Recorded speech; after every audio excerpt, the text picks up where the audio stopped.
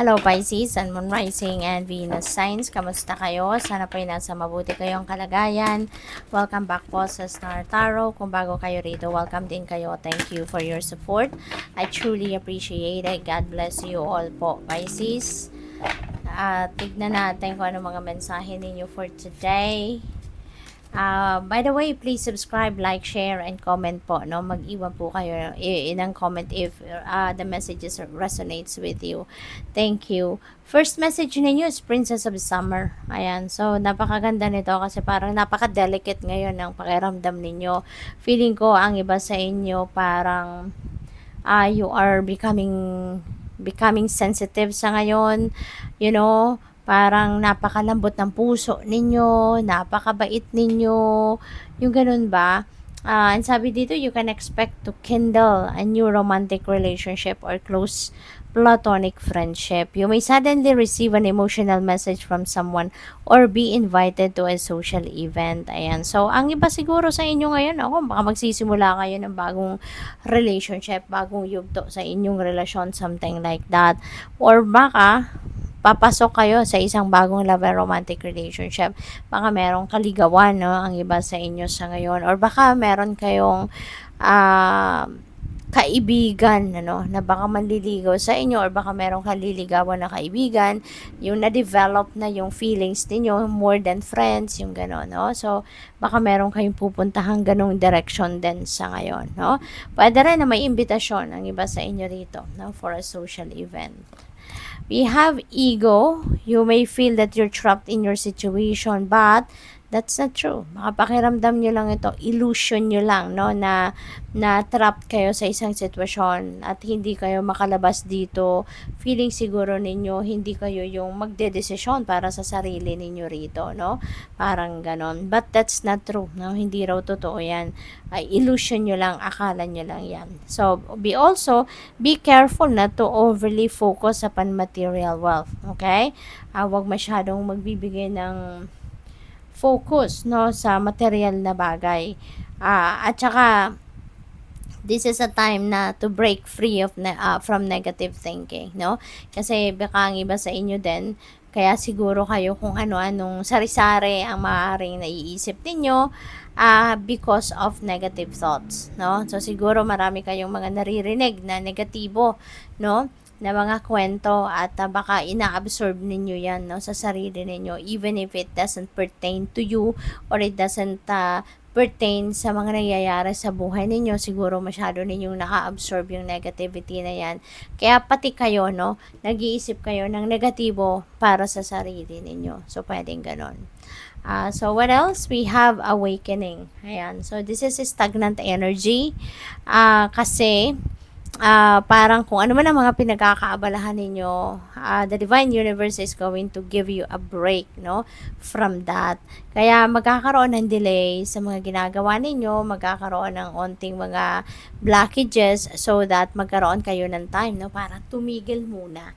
Magkaroon kayo ng time para mag-pause muna kayo sa kung ano man ang mga pinagkakaabalahan ninyo so that you'd be able to look at things, no, at a different perspective, 'di ba? Kasi baka nakafocus kayo masyado sa kung anong pinaniniwalaan ninyo, ano yung diskarte ninyo sa ngayon, baka nandoon kayo 100% yung tinitignan ninyo, and maybe you are not open to other alternatives, no? Kaya eto, there could be a realization, no, of mga why not try a different way of methodologies sa kung ano man ang mga diskarte na ginagawa ninyo or gagawin ninyo sa buhay or sa mga plano ninyo, yung ganun ba, no?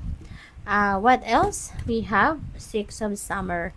Ayan, so siguro ang iba sa inyo dito baka may reunion, ano, may reunion kayo with other family members, may reunion kayo with mga kaibigan, yung ganon.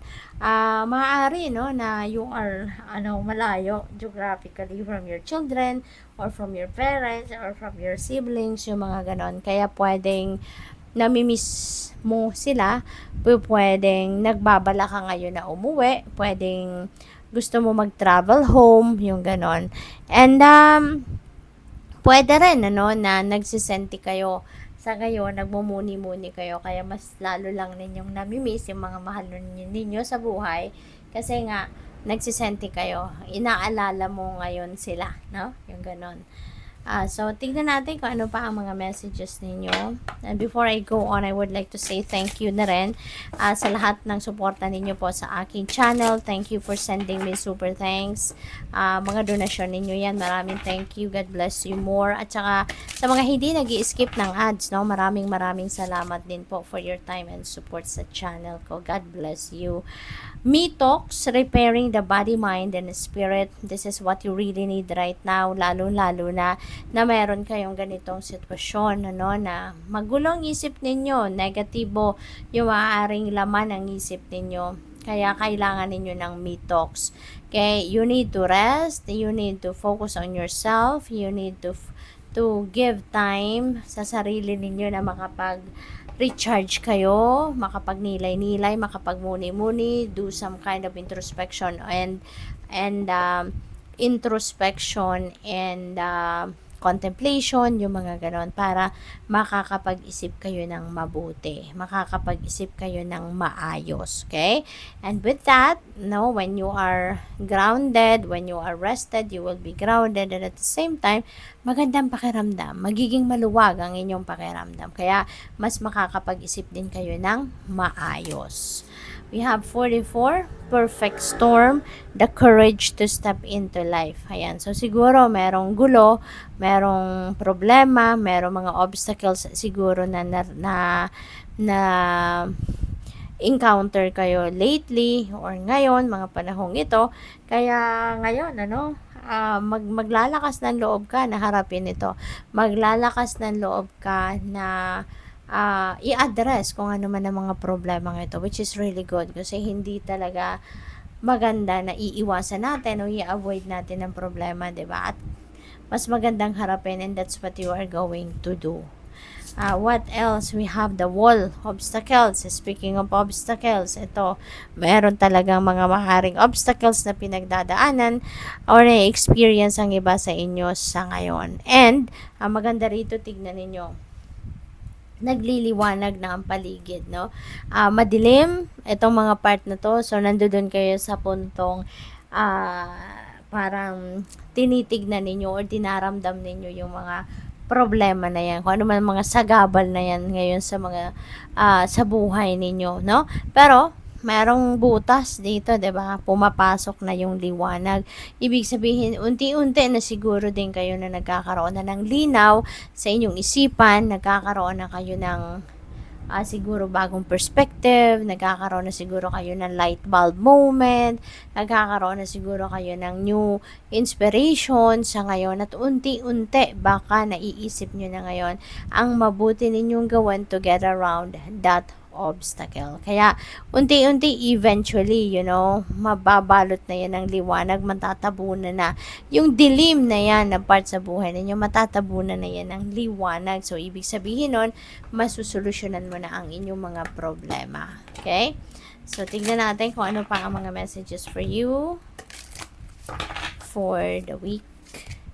We have strength. Ayan, know your strength. Okay? So, ito yung kailangan ninyo sa ngayon para maharap ninyo squarely, no? Kung ano man yung perfect storm na to. No? Kung ano man ang problema na ito sa buhay ninyo, mahaharap mo yan ng buong buo, no? With your inner strength. Okay? So, lakasan mo lang ang loob mo, tatagan mo ang inyong dibdib, kasi kahit anumang problema sa buhay, may solusyon yan. May katapat yan na solusyon. No? At saka, isipin ninyo lagi na hindi ka bibigyan ng problema na hindi mo kayang i-handle, hindi mo kayang solusyonan. Kaya kayang-kaya mo yan. No? Lakasan mo lang inyong loob, huwag kang susuko. Continue to persevere. Okay? We have self-love. Yan, love yourself. Siguro naman, Pisces, no? Masyado kang matulungin, masyado kang compassionate, masyado kang masakripisyo, no? Siguro talagang pinaprioritize mo yung ibang tao, pinaprioritize mo yung kalagayan ng ibang tao, well-being ng ibang tao, at tapos na ninineglect mo yung sarili mo. Siguro mas inuuna mo, no, yung kapakanan ng ibang tao, inaasikaso mo sila rather than taking care of of yourself, no? Kaya maaaring gano'n ang ganap dito. So, Pisces, siguro, maaaring magkaroon ka rito ng um, awakening, no? Magkakaroon ka ng awakening dito siguro because of the obstacles na and problems na nangyayari sa buhay ninyo sa ngayon. Siguro, ito yung magbubukas ng kaisipan ninyo, 'di ba? Na teka lang, maybe there are things that I need to change, no? Teka lang, baka there are things that I need to to approach differently this time. Kaya isa na 'to, no? Isa ng ano 'yan, pagpapakita din ng concern ninyo sa sarili ninyo, pagmamahal ninyo sa sarili ninyo, na isipin ninyo yung solusyon sa problema, 'di ba? Kasi hindi naman maganda na hahayaan mo na lang ang problema, 'di ba? Hindi ninyo ihaharapin, hindi ninyo i-address kasi it will attract more, no, of the same thing. Kaya ayan, a part of self-love is yung pag-aasikaso ninyo sa pagharap ninyo sa mga problema, pag-address ninyo sa mga problema para hindi na kayo nai-stress, para hindi na kayo naguguluhan, hindi na kayo yung aligaga, 'di ba? Kasi deserve naman ninyo yung makapag-relax kayo, deserve naman ninyo yung peace, yung harmony, 'di ba? Sa sarili ninyo. Good luck. Thank you for watching. Love and light. Namaste.